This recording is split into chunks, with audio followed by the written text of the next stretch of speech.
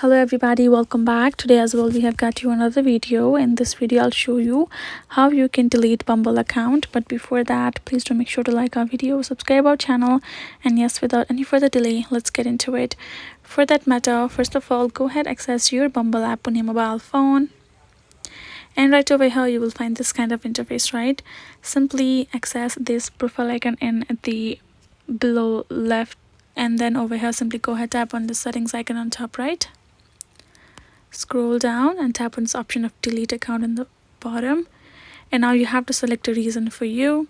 Simply go ahead, tap on any of these other options, tap on delete account, and now you have to simply type in delete right over here for the reconfirmation.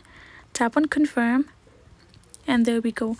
We have been successfully deleted our account and we are redirected to the sign in option. Now we can choose to sign in again, follow the prompts, create our account, and we're good to go.